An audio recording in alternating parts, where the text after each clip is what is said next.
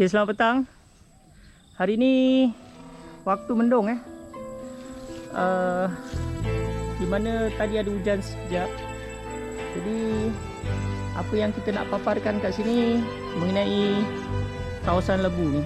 Labu ni berduduk dalam ni. Waktu pagi kita sebagai tuan punya apa ni, owner of the Labu, kita kena datang, kita kena buka pintu ni untuk keluarkan si labu ni. Maksudnya macam ni, kita akan buka, kemudian tu labu tu akan keluar. Okey, sekarang apa yang kita nak jelaskan pada petang ni, kita akan mereka cipta satu alat yang dinamakan auto untuk motor. Kat dalam ni ada motor, kat sini kita pakai roller. Bila petang macam ni kita tak pakai, kita tutup lah kan. Okey, kita gulung. Jadi macam mana ia berfungsi? Okey, motor ni, roller ni kita akan buka. Okey, kita buka rangkaian rantai ni. Kita dah buka semua, siap semua sekali. Kemudian tu penghujung dia ni kita cangkukkan dekat dia punya penyelak dia ni. Jadi dia akan jadi macam ni lah. Okey, sekarang ni bila waktu pagi, kita tak payah nak pergi ke kebun lagi untuk buka pintu si labu. Kita menggunakan teori yang mana ianya mudah. Daripada apps kita dah boleh buka. Okey, kita menggunakan satu apps dekat sini melalui handphone yang dinamakan Smart. Kita cuma tekan ni,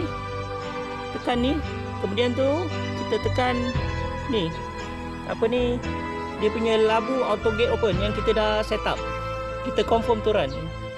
Bila kita tekan OK, motor tu akan berpusing.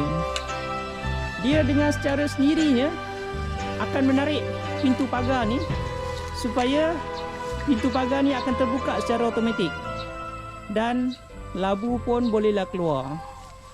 Macam itulah cerita dia.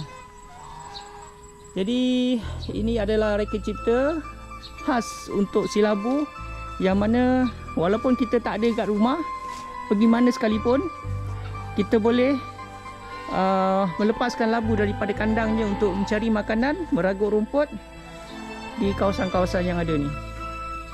Itu cerita dia. Yang mana dekat sini ada ayam. Ni ayam. 2 ekor ni ayam mutiara.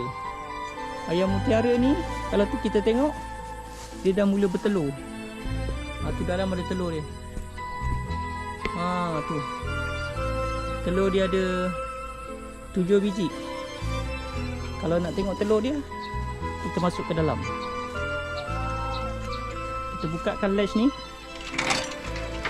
Ni ayam dia. Sekejap, bapa nak tengok kau punya telur boleh? Pergi sana. Mungkin yang putih tu jantan. Yang belakang ni yang hitam tu jantan. Okey, ini telur dia. Ada 2 biji tu. 2, 4, 6, 7. Dah ada 7 biji dah. Jadi dia akan duduk di dalam ni untuk mengeram. Dan menetaskan telurnya. Ibarat macam tempat satu kawasan khas untuk dia. Itulah serba sedikit mengenai kehidupan haiwan.